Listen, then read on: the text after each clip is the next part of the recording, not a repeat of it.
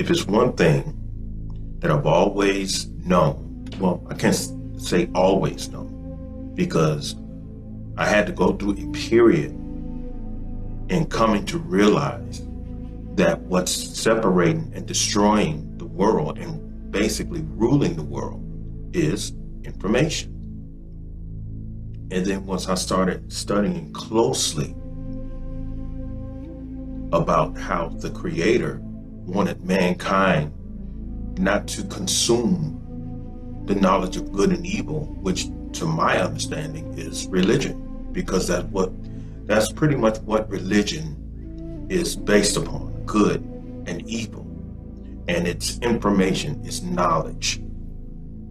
And so that makes you question, before Adam and Eve was exposed to this information by way of Eve's treachery and Adam's irresponsibility, what state of mind were they in?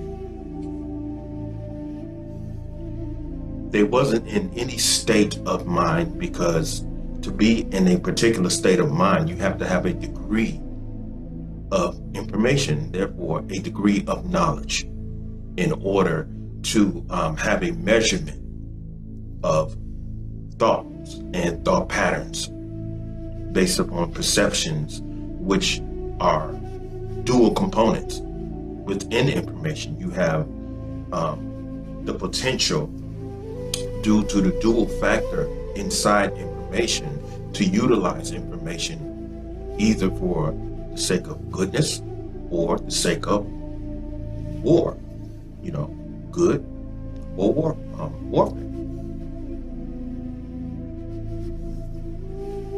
The reason why religion causes so much conflict is because you are not dealing with facts. Any information that you accumulate, to me, if you have to end up believing it, it means that it contains a dual component. You can either believe it or not believe it. And when you have mankind's individual experiences leading to the point to where when they accumulate this particular information based upon the past and everything that they've learned and everything that they've been through, based upon the psychological effects, the emotional effects, which forms a specific convictions in which sets up a particular mentality that they decide to govern themselves with. Due to everybody having individual experiences within the same society, due to the fact that everyone has similar experiences, because we're all existing in this same social environment, you're going to have some people who perceive things one way, and you're going to have some people who perceive things another way, or you're going to have your similarities of what you both can relate to, but not completely relate to, because you're individuals and you experience individual meanings and perceptions of things. So you're going to have some differences due to the fact, even though you share similar experiences, due to the fact you're going to have some differences because you're both individuals who have individual and personal understanding of things. That and other areas of information, it has to be understood.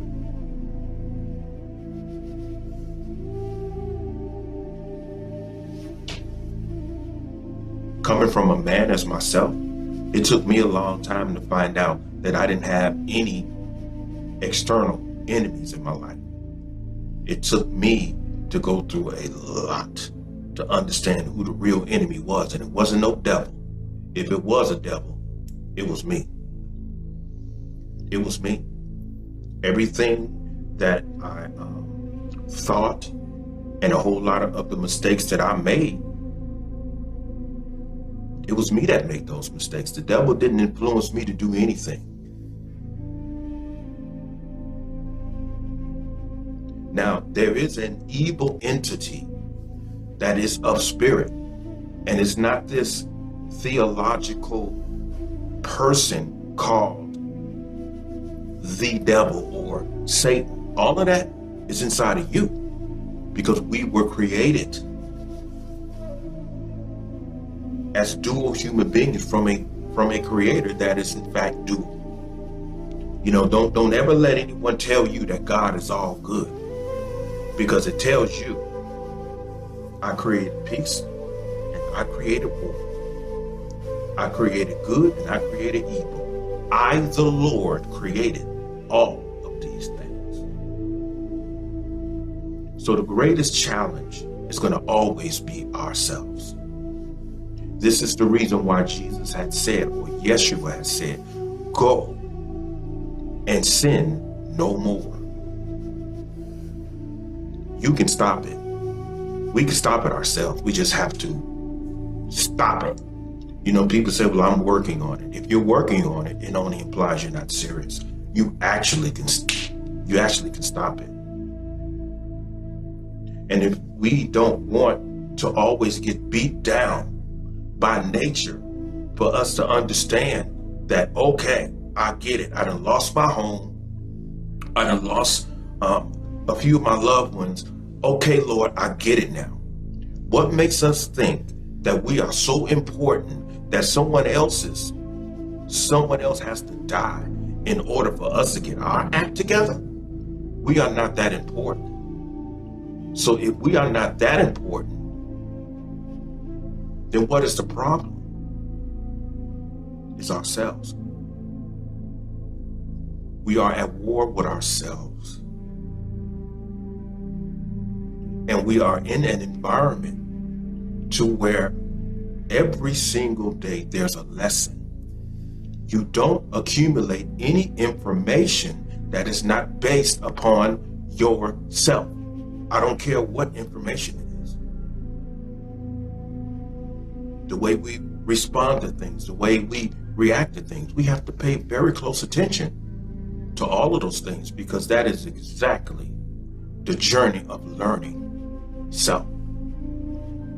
And if you can think back every day at your actions or your words or the way you say certain things to other human beings and the way certain things make you feel, and always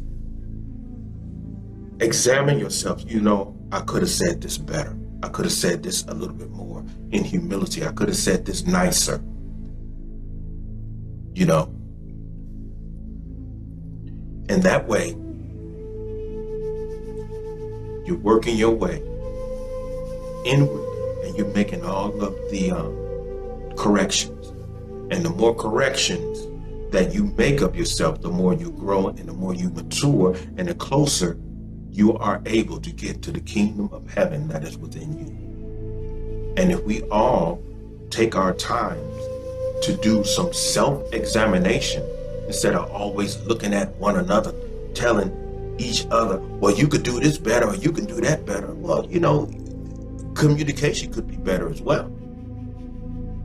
Let's stop the criticism and start advising one another where we can do better without making a person feel as though they're being attacked and condemned, because that's not helping anyone. That's not helping anyone. So it's not always what you believe. It's about how you distribute what you say you believe. If you believe that strongly, good for you. But the way that you come across, if your belief is forcing you to attack people, then what you believe, you need to find another belief system, because this belief system that you're giving yourself to and that you're under, it seems like a tool to attack and condemn people.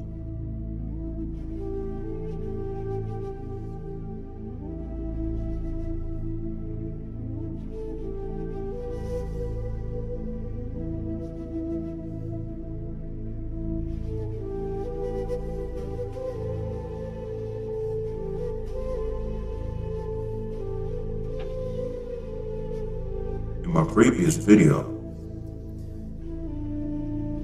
what I pointed out is the fact that Yeshua had pointed to a reality that is sitting up inside of every created and living human being.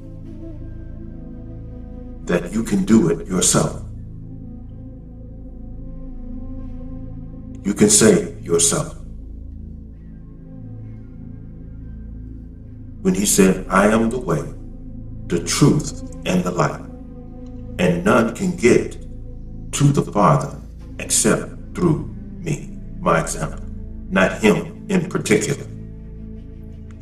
When he said through me, he was referring to him being the example. I say again, when he said, go and sin no more, he did not imply that he was going to assist. He never told you to pray to the Father to sin no more. That's not what he said. He said, go and sin no more. And sin no more. He did not imply that I'm going to show you how to not do it anymore. He did not instruct you and us and we to end it by way of the help of the divine creator.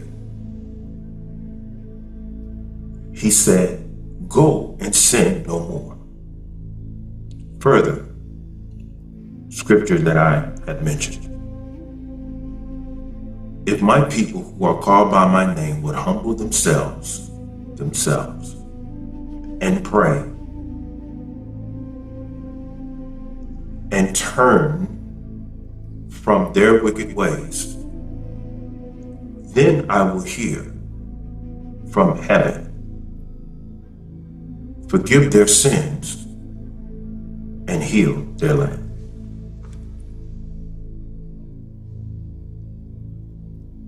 That implies the non-cooperation of the Creator, but for the individual human being to make up their own minds,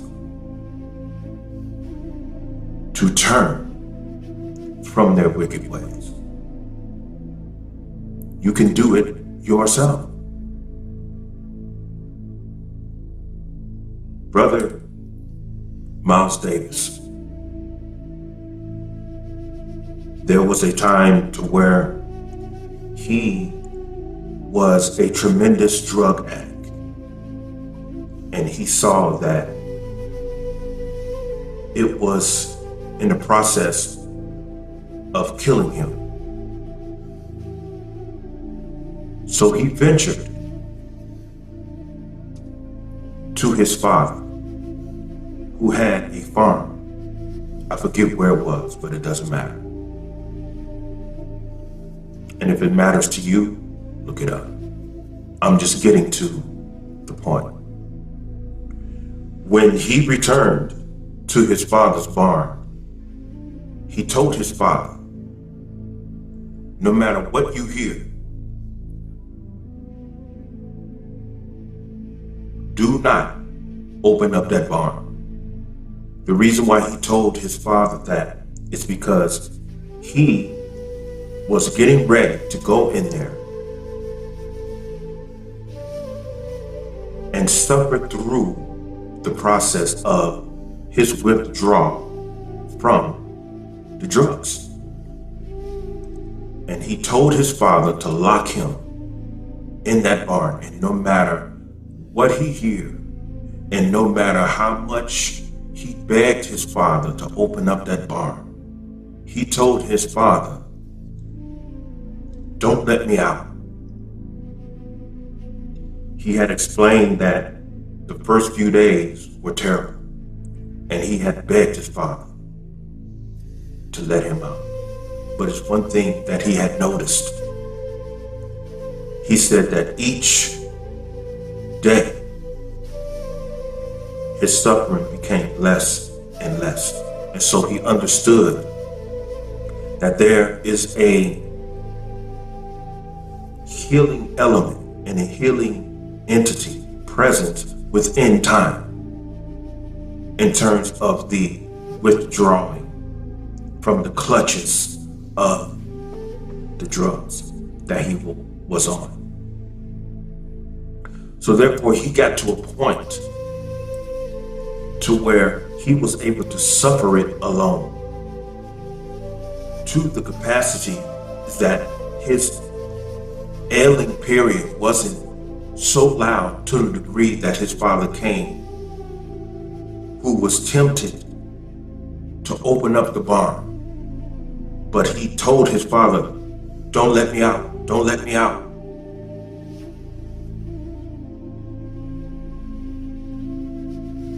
So his father would come and check on him to make certain that he was still living.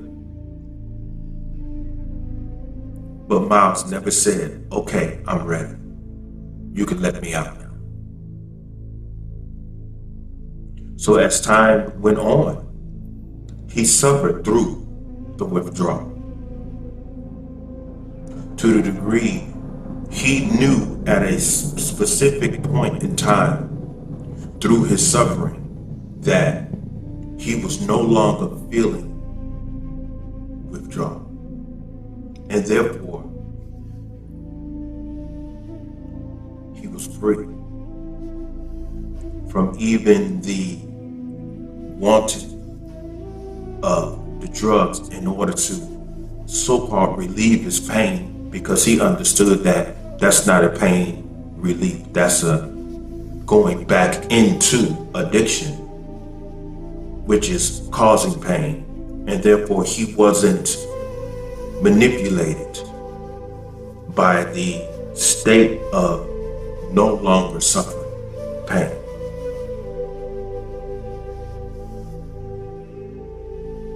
I bring that up because when I was driving the bus out here in Las Vegas, I was doing a route called the 214, which was and still is the D Street and the 8th Street. There was a young man who used to get on my bus all the time, and I knew that he was doing something. But one particular night, when he got off the bus, he stood outside the bus door after I let him off, and he looked at me. And he said, "Dave, you know, I listened to you talk on the bus about a lot of things." And he said, "I really need to get my life together." He said, "I'm struggling with drugs, Dave." He said, "I know that you see that, but you never mention it." And he said, "Sometimes I wish you would have mentioned it." He said, "But I'm letting you know that I'm getting ready to go through withdrawal." And he said, "I'm not going to go into any institution that's going to help me withdraw." He said, "Because to me, that's not withdrawal." He said, "Withdrawal is when you honestly do it yourself,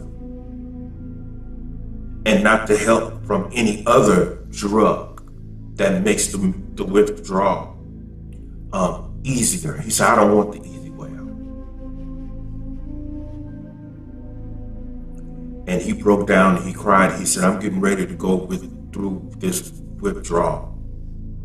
And he said, "The next time you see me, it's either going to be in a casket, or you're going to be looking at a man who is no longer a drug addict."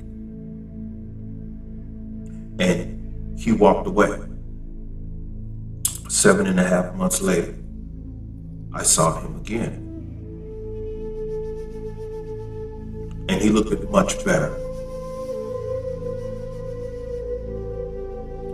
And he said to me, I'm clean, Dave. I've gotten over my drug addiction. And he said, you know what? He said, that house that I used to go in all the time to get my drugs, he said, I won't even walk down that street anymore. He said, I don't even want to go in that place anymore. He said, I'm afraid to go in there. I told him, well, then you're not done. You're still an addict. And he thought that I was playing devil's advocate. And most would seem as though that's exactly what I was doing, but I wasn't. I told him, you want to know when you are no longer an addict? He said, what's that? I said, if you can go down that block and no longer feel tempted to go in there, then you're on your way there. He said, what do you mean feel tempted to go in there? I told him there's a dual component to everything. You either feel tempted to go in there and use, or you feel tempted to go in there so that you can help others to get out. I said, are you ready to do that or the other? I said, where is your heart in terms of this? I said, you can't be afraid to walk down that street. You have to know that you're no longer an addict. You can't just believe it. I said, you have to know it, bro. And you will never know until you walk through those doors again. And he looked at me and he said, bro, you are an evil dude. He said, I see this other side of you. And he walked away. 3 weeks later, he came to me. He said, Dave, I want to apologize to you about something. I said, what's that? He said, I called you the devil. He said, but I found myself walking down that street. I said, what do you mean you found yourself walking down the street? He said, I found myself walking down that street. He said, what you told me obviously had some type of subconscious effect on me. And so I found myself walking down the street. And he said, the temptation was not to go in and use again. He said, because I felt so free and I felt so proud of my progress that the temptation was not to go use, but to free others as I strive to free myself. And I asked him, I said, did you do it? He said, no, but I will. I had my off days the next 2 nights, and then when I came to work, I didn't see him on my first day back to work, but I saw him on my second day. And he got on my bus and he immediately smiled at me and he shook my hand and he gave me a white rose. Now, as odd as this may sound, this is what happened. He rode around with me, and see, the 214 goes all through the west side, and then it used to go downtown to this place called the DTC, of where all the buses would pause and everyone would take their 20-minute break. So we rode all the way downtown, and You know, a lot of people on the bus was talking that stuff because here's a black man who gave another black man a white rose. And of course, where our minds are in the black community is understandably in a state of misunderstanding with those when those type of things transpire. So it didn't upset me because at the moment I didn't even understand. However, I knew that he was victorious in some area of his life, and I could only guess that he finally walked in that house where he used to get his drugs. And so once we got downtown, he said, "Do you have time to take a walk with me?" And I told him yes. And so we went to the back of the building of where we take our break. And he said, "I walked in the place where I used to use drugs." And he said, "When I got in there, I saw who I was through the other people." I said, "How did you feel?" He said, "I felt sorry for them. And I wanted to help them get out of there."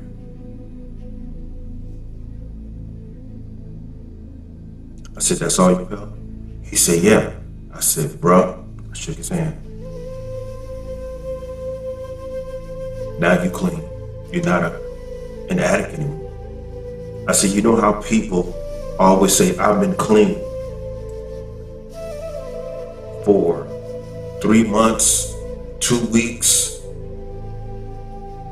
and 3 days?" I said, "If you can narrow it down that precisely, you're still an addict. If you refuse to go into the same environment in which you conform to the degree that you started exercising a sense of self-destruction, then that refusing, that resistance is just as equivalent as a temptation. See, when you resist something, a part of you is in the process of tempting it. And so there's a struggle going on.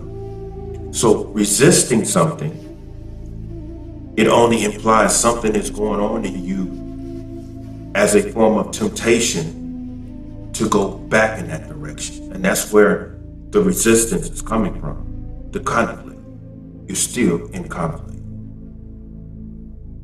But once he was able to walk in there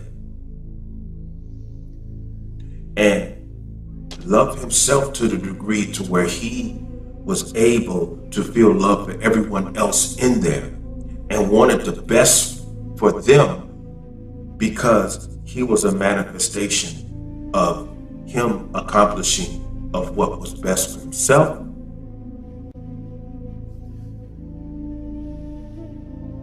that's how you become a winner. Not running from your flaws, not running from what had you captive, but running towards it and conquering it like you did the first day when you decided to face it, get through it. And even after you stop it, you deal with the aftermath of the temptation to go back. And even after you've gotten to the point to where you're no longer dealing with that temptation to go back, because sometimes we bump into situations in life to where we have disappointments and things happen in society that make us angry and frustrated, and sometimes the mind tries to influence you because of your disappointments and your hurt to go back to the vice that was destroying you. But love sets in for that state of yourself. Love sets in, and that keeps you moving go and sin no more. So what's the point of bringing all of this up when Yeshua told everyone to go and sin no more? He told you to move forward and love yourself enough and love yourself to end your plight of self-destruction. If you end your plight of self-destruction in that particular area of living, that's the only way that you may be able to help others in theirs by way of being an example. That way you could stand before people and say, brother, I made it, look at me. I am the way, the truth, and the life. And none of you will be able to get to the Father except through my example. Yeshua was sent to show every human being how to be a human being. You can do it yourself. I hear many in church, and I've heard this for years. I need y'all to pray my strength in the Lord. Why you need other people to pray your strength in the Lord? You can't pray for yourself?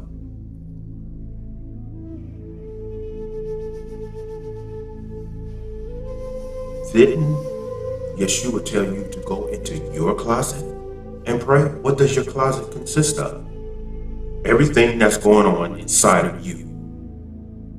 I see many line up the pastor say, who needs prayer? Form a line right here. And you fall for it every time. Big long line. Pastor, please pray for me. Pray for yourself. Him laying hands on you, that's not going to change anything. Don't you know that by now? Well, when he laid his hands on me, I started feeling these tingles. It wasn't because of him. It was because of your faith. Your faith has made you whole. It has nothing to do with some other man or some other woman laying hands on you. Pray for yourself. You are your Savior.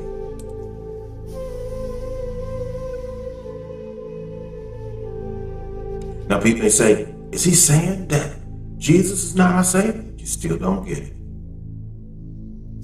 He came here to teach humanity of how to be human beings. He said the kingdom of heaven is within you. I've heard people say his videos, he's always mentioning the same thing. So what? Go watch someone else's content. I'm talking about understanding of how powerful you are as a human being. You're going to go through a period to where once you start practicing this, it's going to start making you a believer.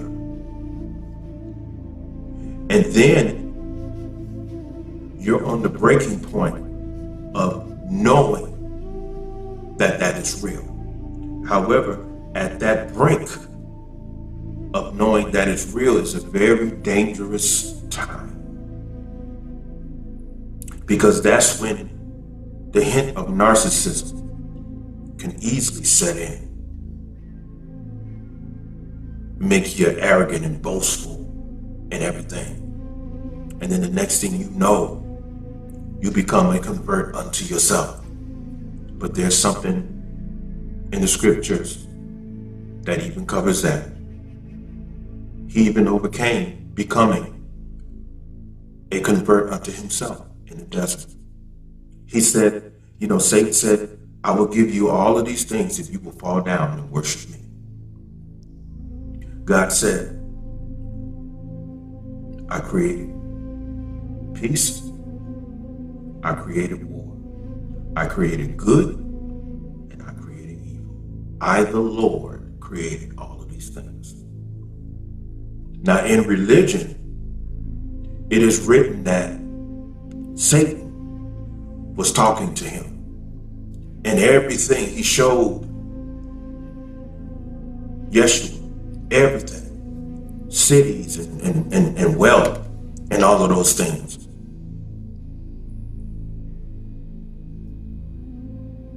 You can have all of these things if you will fall down and worship me. Do you really think that he was dealing with Satan? He was dealing with himself.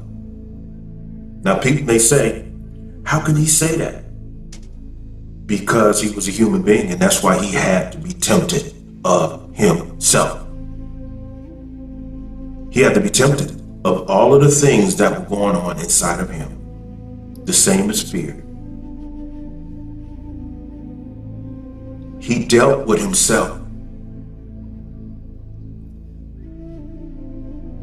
He conquered his inner self.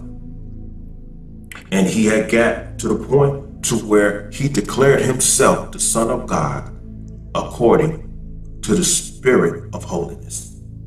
Well, there goes your Virgin Mary belief. Because they said he was the seed of David according to the flesh. Talking about Joseph.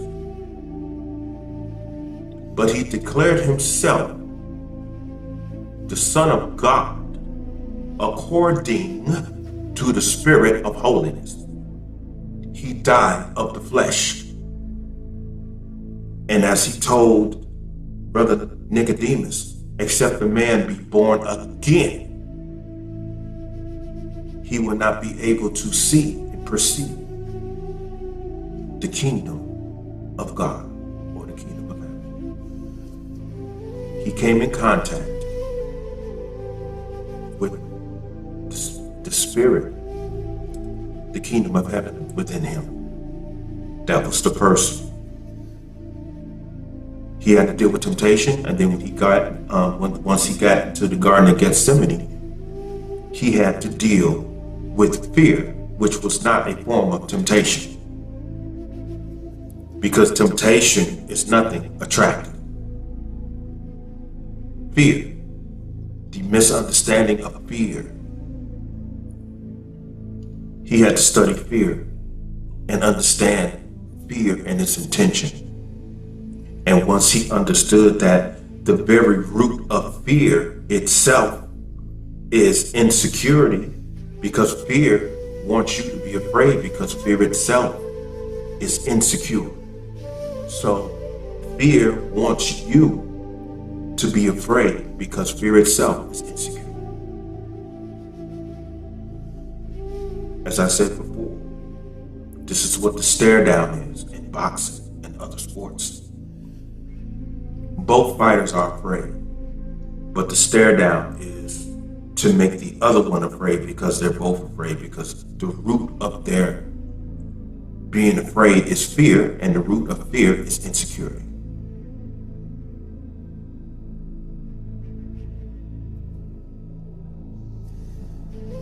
You're able to do it yourself. This is why the Creator said, turn, humble thyself, and pray. Look inward, face everything, and then decide to turn from your wicked ways. Not talking about someone else. And do it in honesty. If you would do this, then I will hear from heaven. Because the Creator can only relate and hear you by way of honesty. It's like the Muslim prayer says, surely I have turned myself to thee, O Allah, striving to be upright to thee, which is the Creator of the heavens and the earth. And I am no longer of the polytheists. Not only the worship of idols,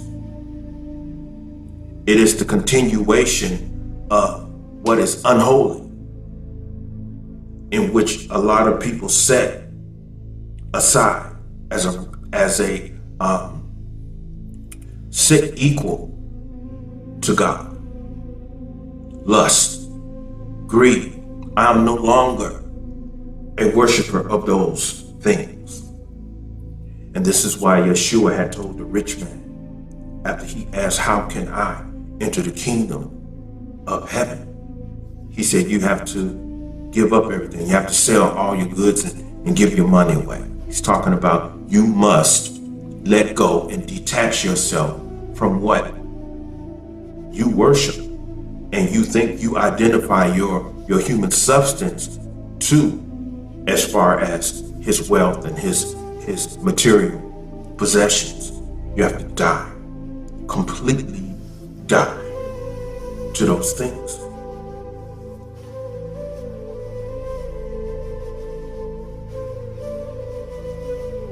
You don't need the prayer of a pastor. You don't need to give yourself to any religious doctrine that was written by man and its versions, because the versions are only telling you that you don't have the facts. There's another thing that a lot of pastors are afraid to speak on, due to the fact that all of the disciples were at all of Yeshua's speeches, and they all took down and he wrote down so-called everything he said. They never wrote down exactly what he said. They wrote down based upon what he said. This is the reason why you have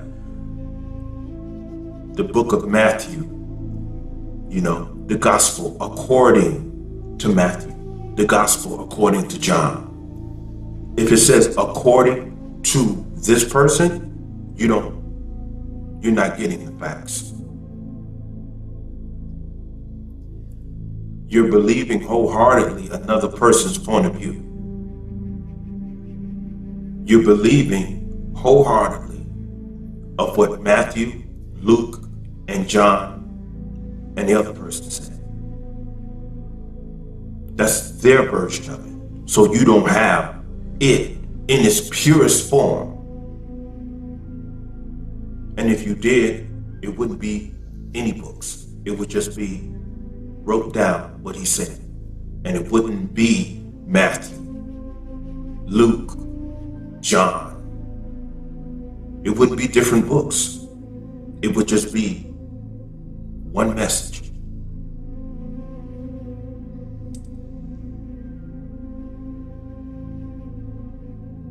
But the truth, the facts, you will only find within.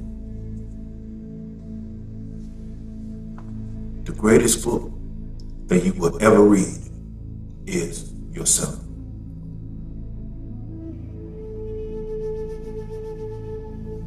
You have to know that. It's a struggle. It's a lifelong journey. But what you find within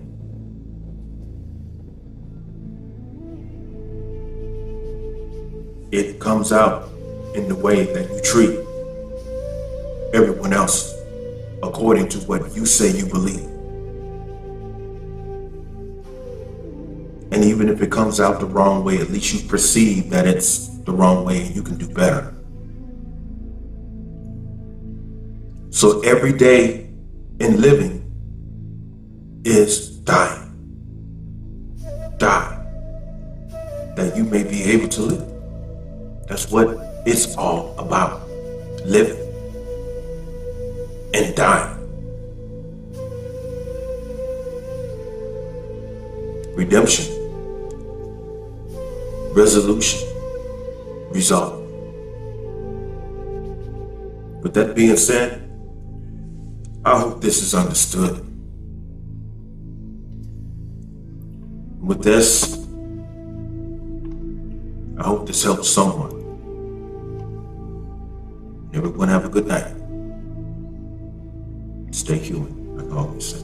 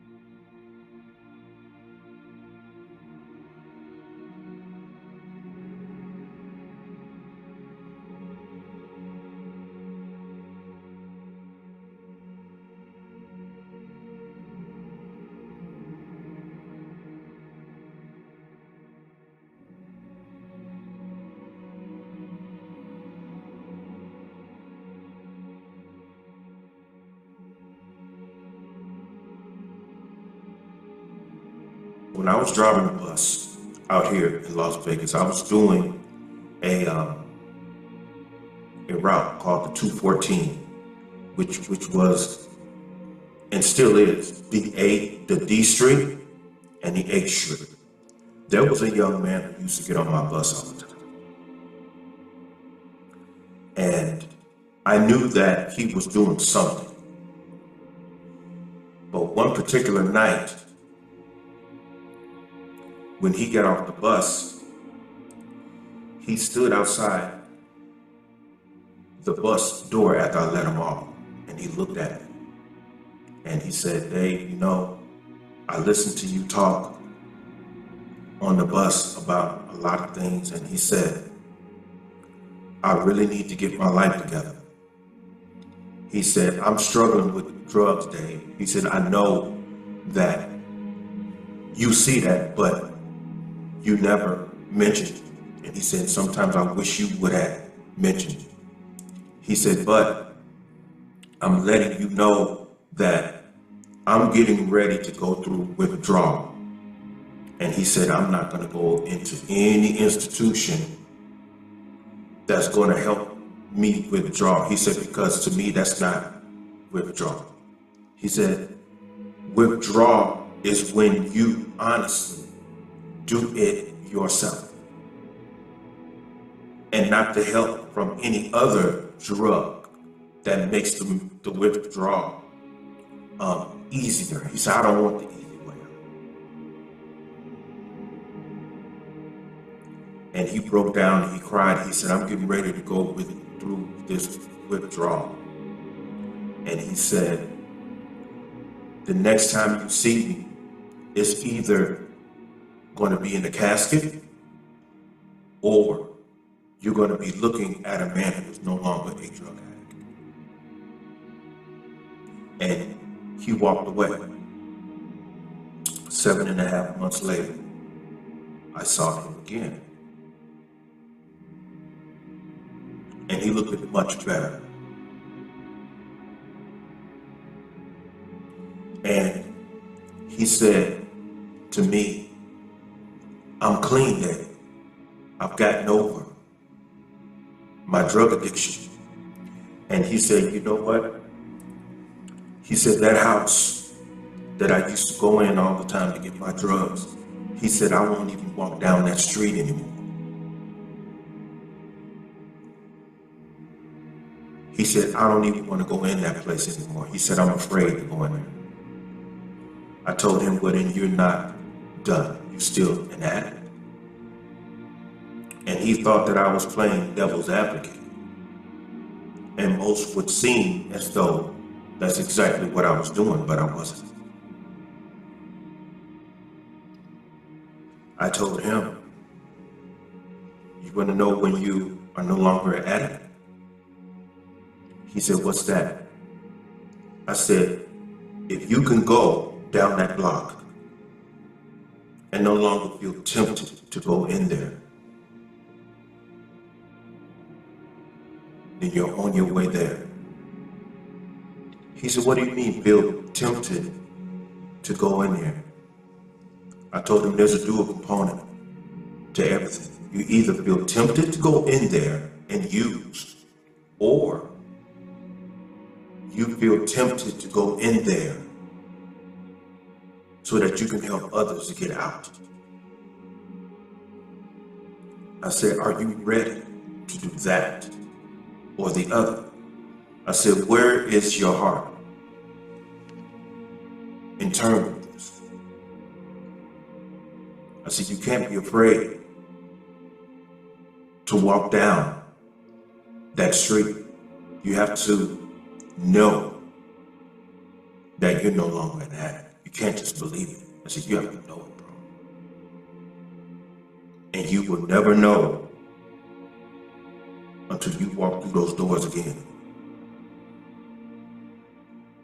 And he looked at me and he said, "Bro, you are an evil dude." He said, I see this other side of you." And he walked away.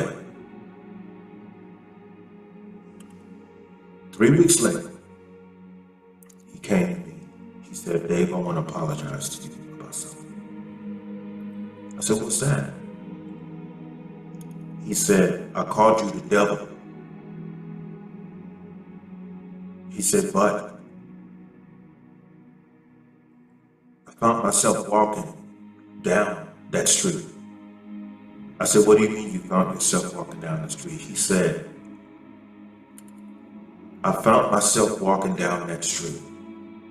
He said, what you told me obviously had some type of subconscious effect on me. And so I found myself walking down the street.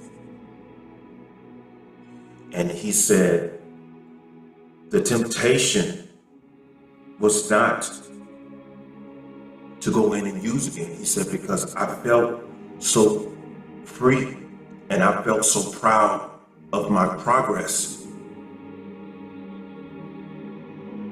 that the temptation was not to go use, but to free others as I strive to free myself.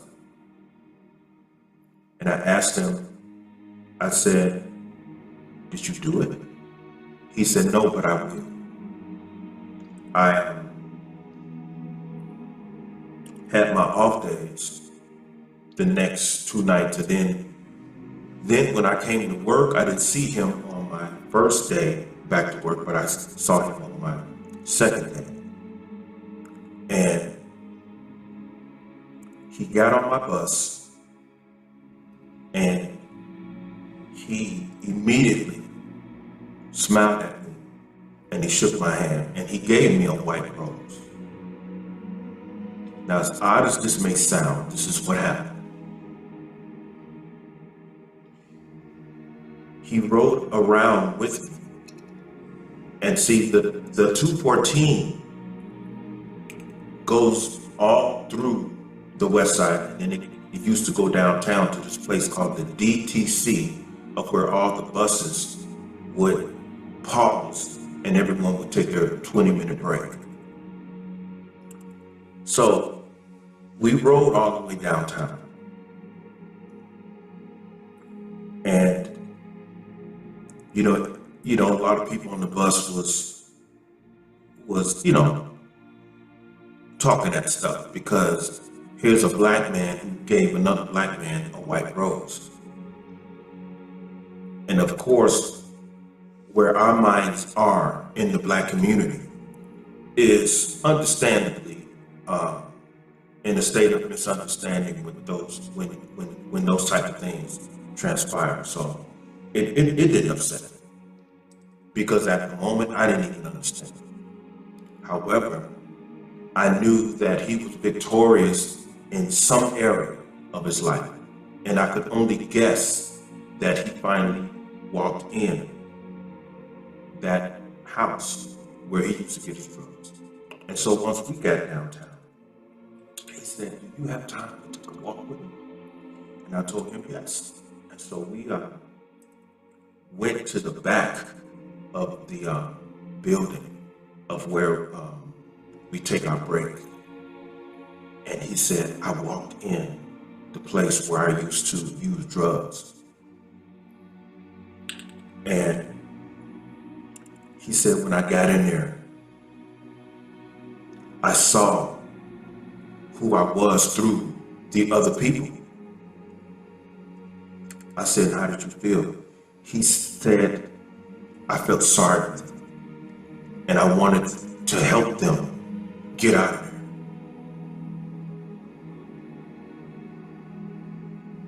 I said, that's all you felt? He said, yeah. I said, bro, I shook his hand.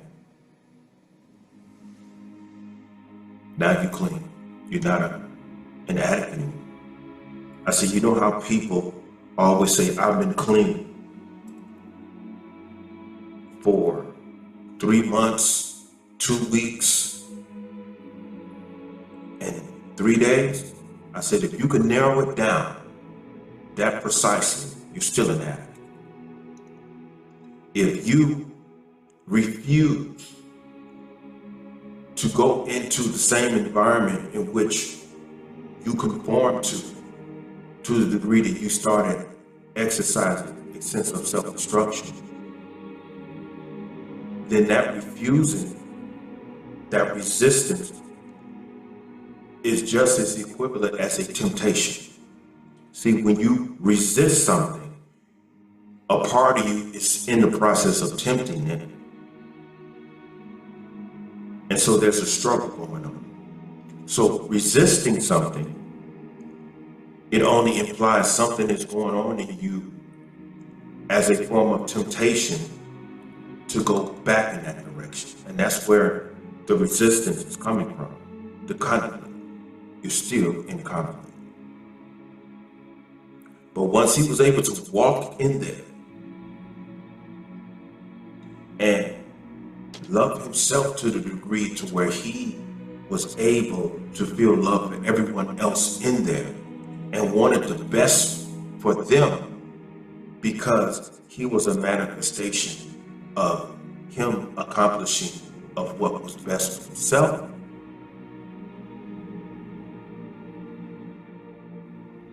That's how you become a winner. Not running from your flaws, not running from what had you captive, but running towards it and conquering it, like you did the first day when you decided to face it, get through it. And even after you stop it, you deal with the aftermath of the temptation to go back. And even after you've gotten to the point to where you're no longer dealing with that temptation to go back, because sometimes we bump into situations in life to where we have disappointments and things happen in society that make us angry and frustrated, and sometimes the mind tries to influence you because of your disappointments and your hurt to go back to the vice that was destroying you. But love sets in for that state of yourself. Love sets in, and that keeps you moving forward. Go and sin no more.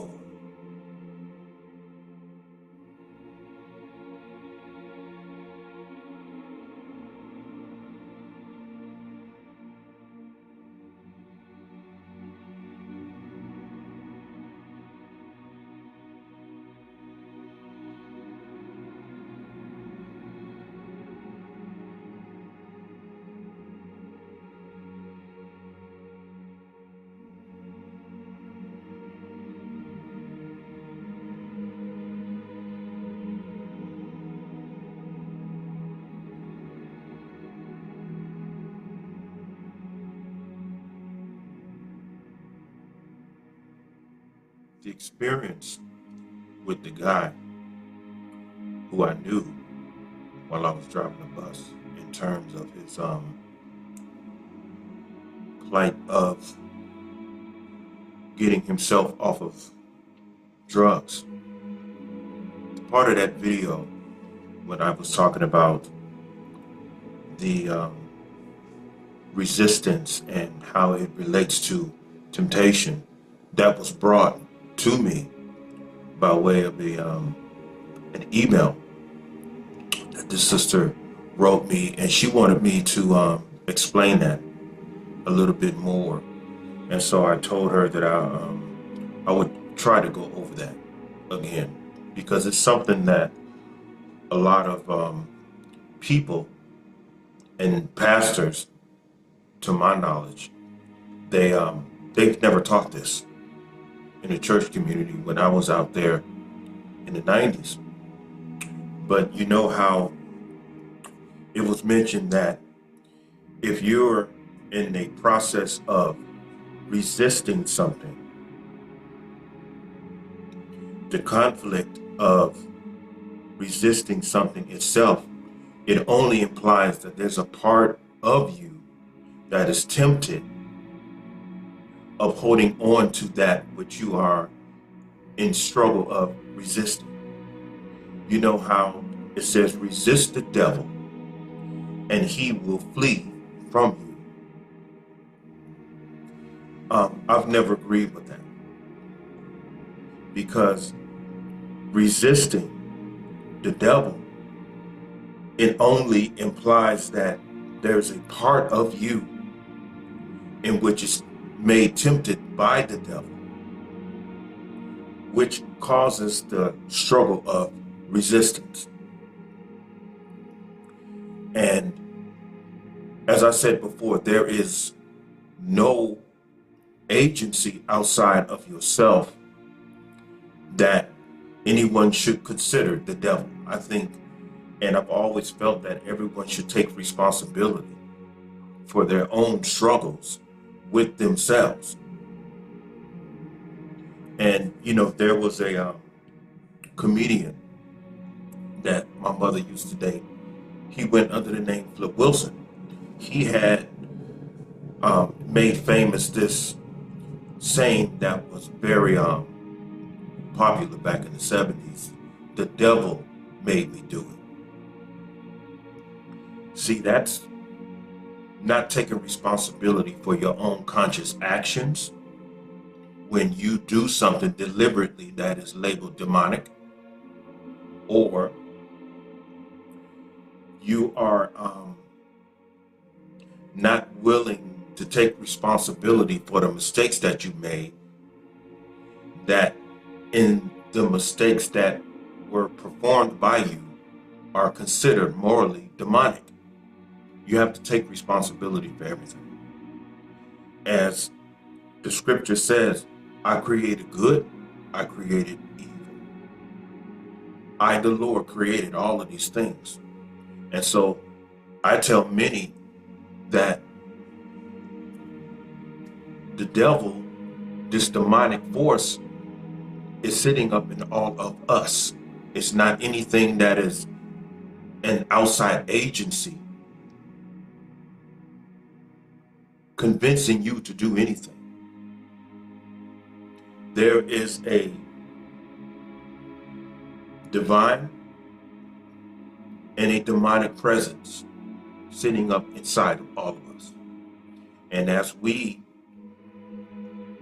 move forward in our life journey, and we come upon situations, whether they're tempting or whatever the case may be, if you know what's right and wrong, and if you can perceive that this situation is evil, you just keep moving forward. But when it comes to the point to where you have to resist it, it only means that there's something sitting up inside of you that is considering it.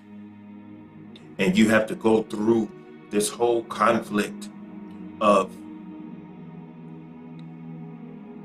convincing yourself that you should let it go and move forward. However, when one understands and knows the facts of certain challenges, there is no resistance. It's a clear perception of what is right. And you just move forward, and you don't have to deal with the resistance.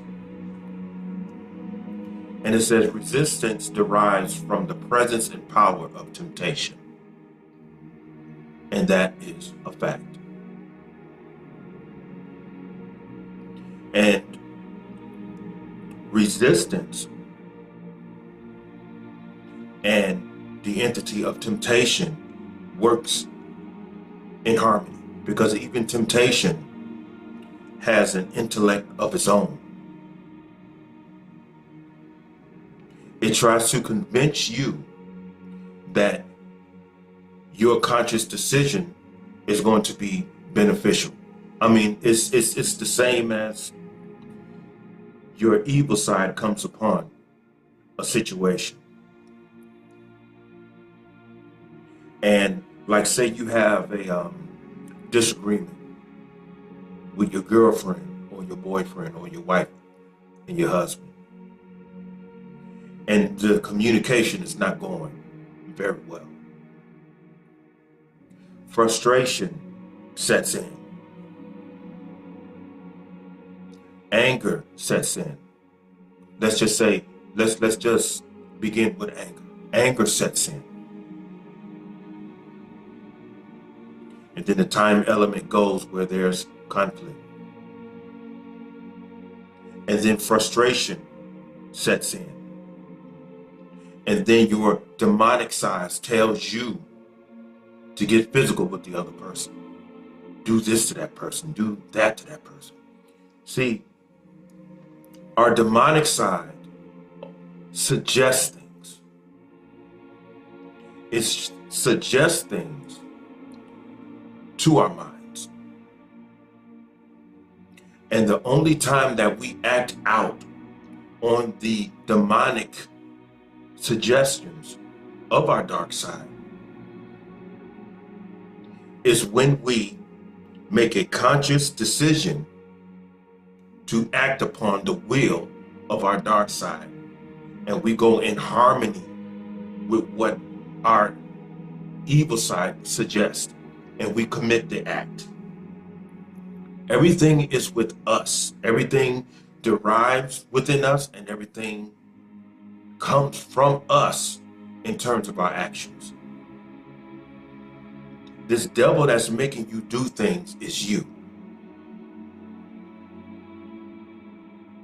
The divine in you that prevents you from executing demonic influences is also you. We are created dual beings from a creator that is a creative dual force of both good and evil. It says here in my notes, resistance reveals that you are in fact still tempted by what you in truth have not yet let go of.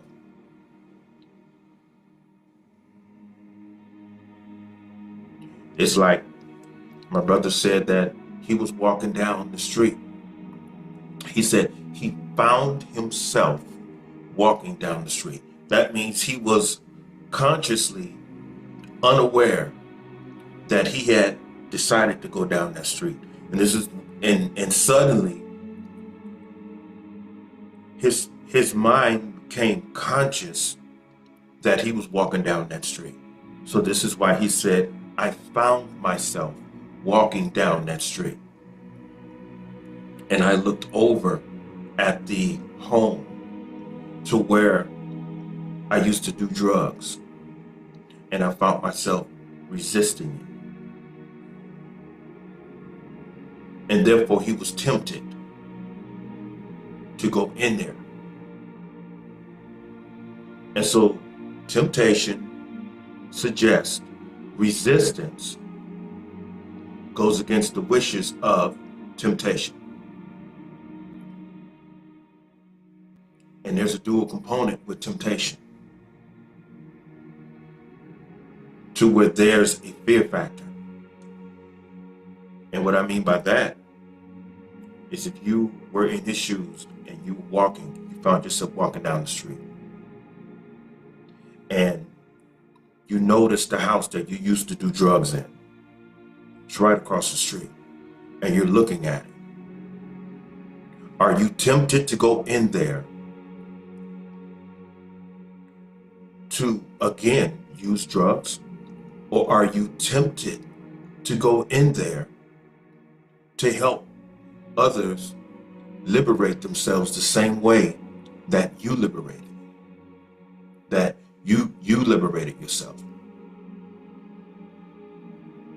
So where does resistance kick in at that moment?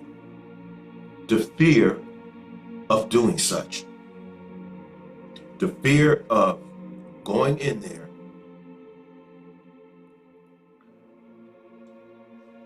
helping people to get out of that situation, or the fear of going in there and falling back into the clutches of addiction. So what is meant by this is that when you are indeed in the state of after death, of letting go of the entire dilemma, and you take full responsibility for yourself, there's no more temptation and there's no more resistance. You're not resisting anymore because you're no longer tempted. If you are tempted, your motivation is to do the right thing and not to get back into the clutches of what had you enslaved.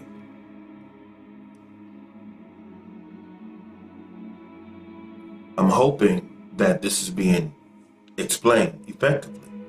Some more notes. Resistance implies that you have not let go completely to be able to turn from what wickedness still has you in bondage, which is self-explanatory. Resistance implies that you have not let go completely.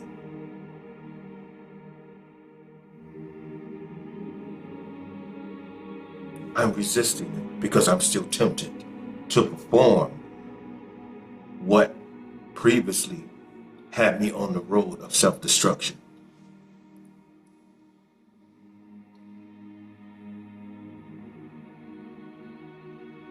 So once love sets in,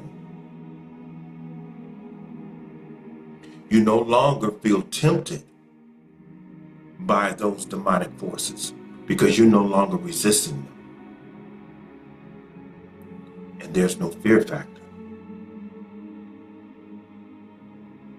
And so you walk towards your demonic self and you embrace it and you grow to understand it. That way you may be liberated from it. That's how you're liberated from it. I mean, it was the same as Yeshua. When he was faced with fear in the Garden of Gethsemane. And at first, he wanted to run from fear. He wanted the cup to be passed to someone else. Can this cup be passed from me? And obviously the Creator said, no, you must learn this because you have to understand fear and you need to know what fear's intention is in order for you to conquer it. And once you conquered fear by understanding it in clarity, only then can you move forward because it no longer has any effects on you.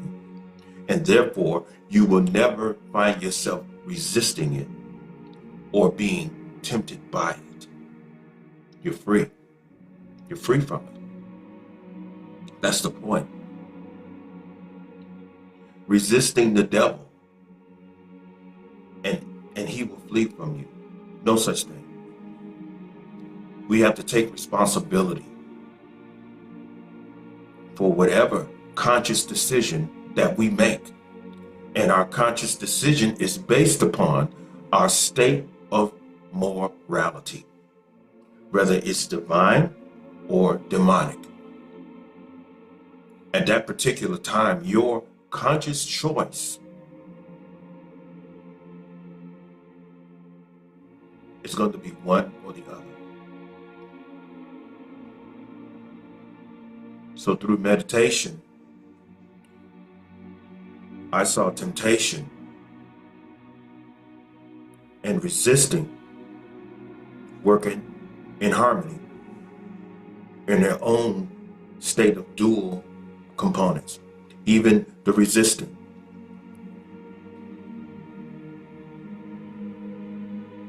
I mean, you can go in the environment like my friend did, and he could have easily said, all the time that I was in there, I was resisting it. If you were in there resisting it, it still implies that you had a sense of temptation to go back to using drugs. But once self-love came in, that made him powerful. You know how In Star Wars, the Emperor had told Luke Skywalker, your hate has made you powerful. That's a lie. And when Vader was fighting him in The Empire Strikes Back, he said, Obi-Wan has taught you well. You have controlled your fear. Now, release your anger. Only your hatred can destroy me. Lies. Lies. Hatred? That's not powerful. Love is powerful. As my friend grew to love himself to the degree to where he let go of the use of drugs and he faced himself. And the more he grew to love himself, gave him the power to let go. To let go. The point of withdrawal, you're resisting because you're still struggling with the effects of it. But you love yourself enough to suffer through it until the resistance is no more.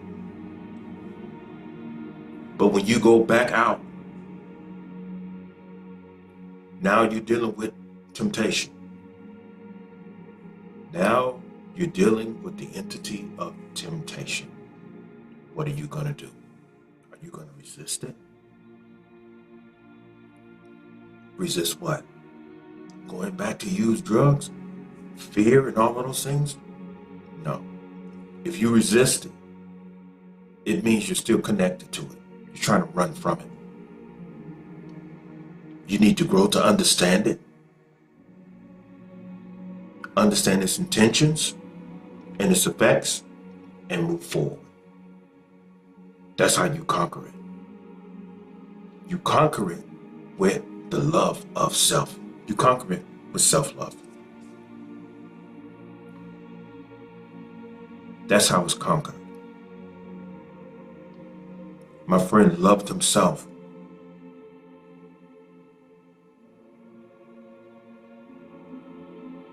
And that's the reason why he survived, and he lives this day.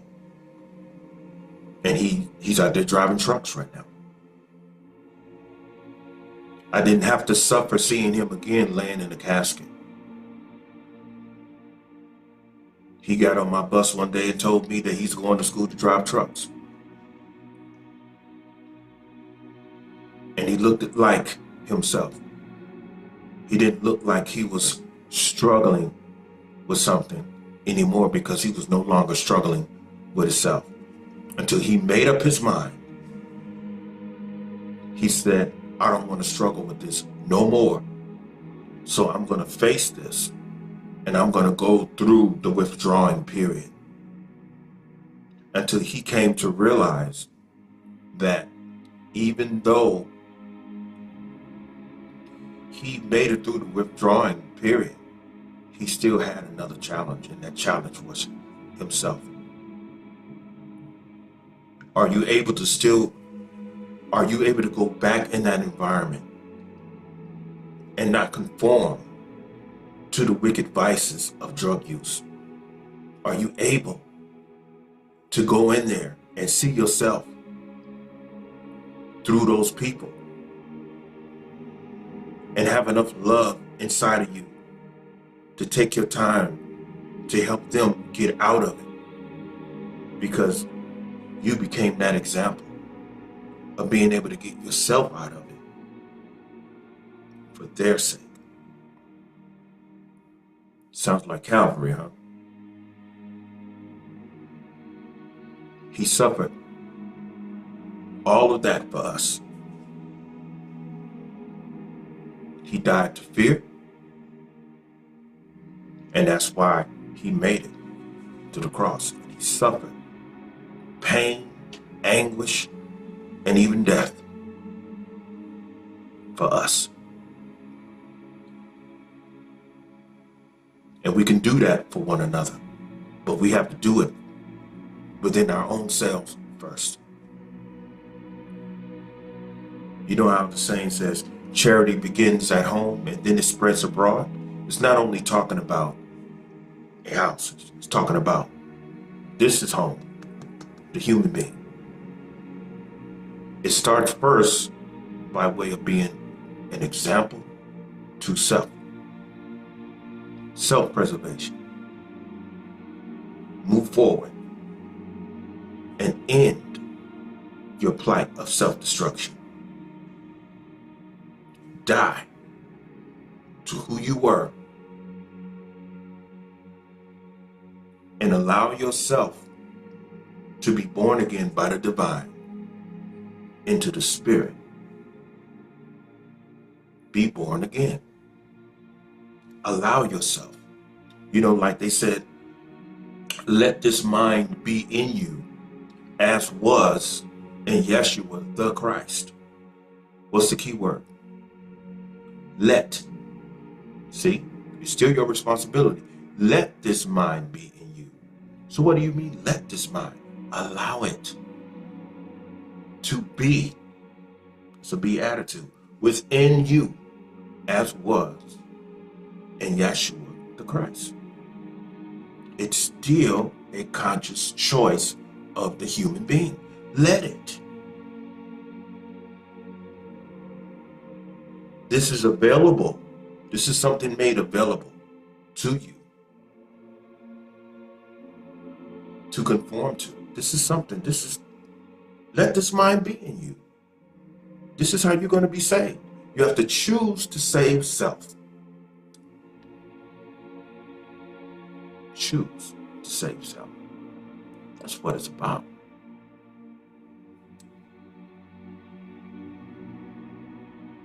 As this last note,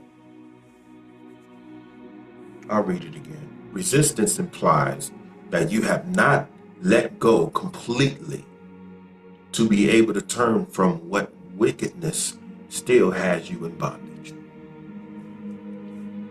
As I say again, if my people who are called by my name will humble themselves and pray and turn from their wicked ways, then I will hear from heaven and heal the land. It's a conscious choice that's given to us for our benefit. Choice. Freedom of choice. You can either accept it or reject it. And everything depends upon love for self. And with that being said, I'm pretty certain that I've left something out. And as you know me, if it comes to me, I'm just going to make another video. So I will say this though, and I don't usually say this because I give people a chance to make up their own minds. But if you enjoy these videos, just leave me a like and subscribe if you will, because that's just going to help my channel. And it's not my message, it's the message, you know, because when you go to a lot of these churches, a lot of the ways that the preachers distribute the message, they put Yeshua way up in the clouds and they make Yeshua seem superhuman, and even the movies make him look as a magician. You know, he touched the man's eyes, and you know, he was a blind man and now he sees. It meant that he was ignorant to his life journey, and Yeshua came and he gave him clarity on how to move forward. It was nothing, you know, literal like that. Everything has symbolic meaning. And if you understand that a lot of the things in the Bible about him are not just physical. I mean, everything has a symbolic meaning to it. And if the pastors would teach it symbolically and spiritually, then a lot of people who attend these institutions would be able to relate a lot of everyday challenges in their life. And you won't feel so out of touch.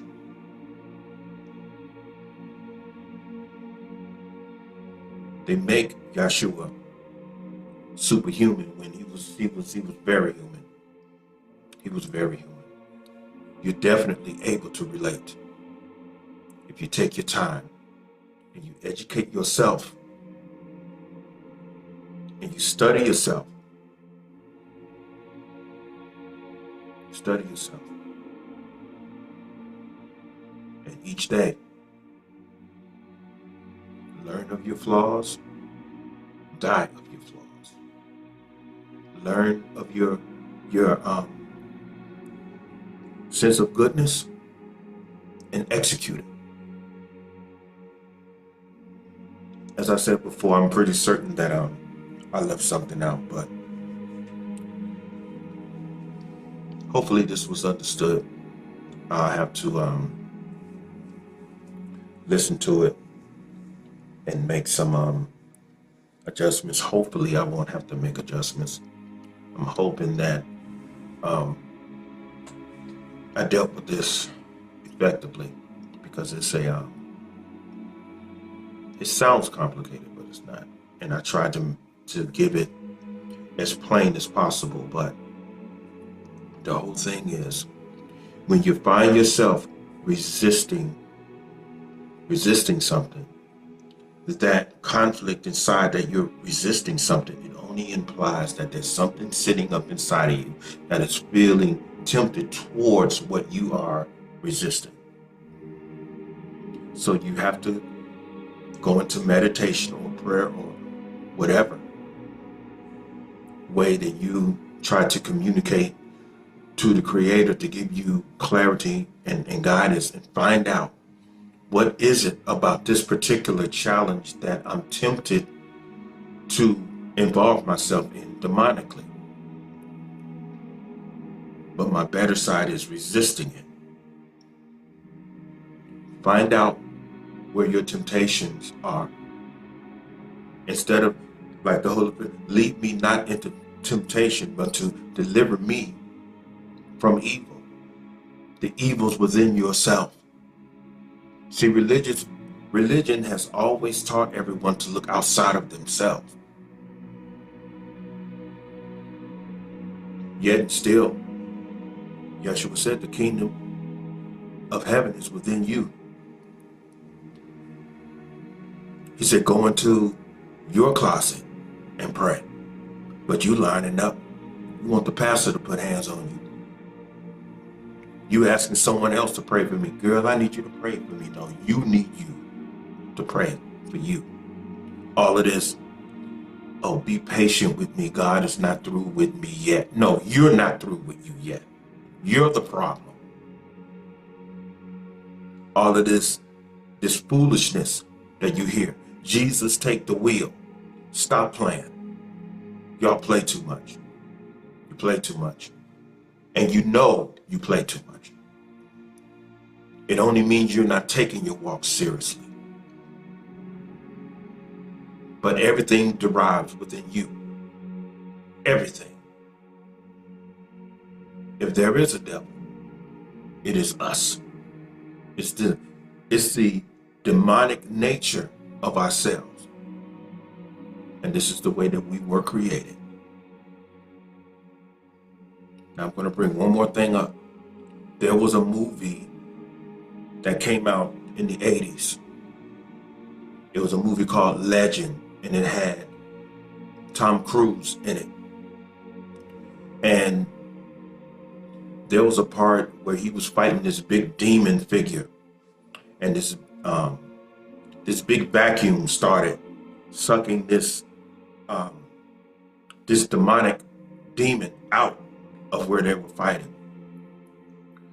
And before he went into this big vacuum, darkness, he said, Father, protect me. He was talking about this theological Satan, while he was this devil working for Satan. But he said, Father, protect me. And as he was being removed from the area, he clawed the side of the wall. And he looked at Tom Cruise, his character, and he started laughing. He said, you think you have won. He said, what is light without dark? And he laughed at him. Then he said, I am a part of you all. He said, you can never defeat me. We are brothers, eternal. Even though that came out of a demonic character, it's true. It's true about every single human being. You think you have won? No, you will never defeat your demonic side until you are risen into the spirit. And a whole lot of us have not yet found out or experienced that in totality. He said, you think you've won? He said, what is light without dark? And therefore, what is goodness without evil? Because they both give identity to one another. And he laughed, basically saying, fools. He said, I am a part of you all. So he said evil is a part of good, because without good, there would be no evil. And without evil, there would be no good. I created war, I created peace, I created war, I created good, I created evil. I, the Lord, created all of these things. He said, you can never defeat me. Never. We are brothers eternal.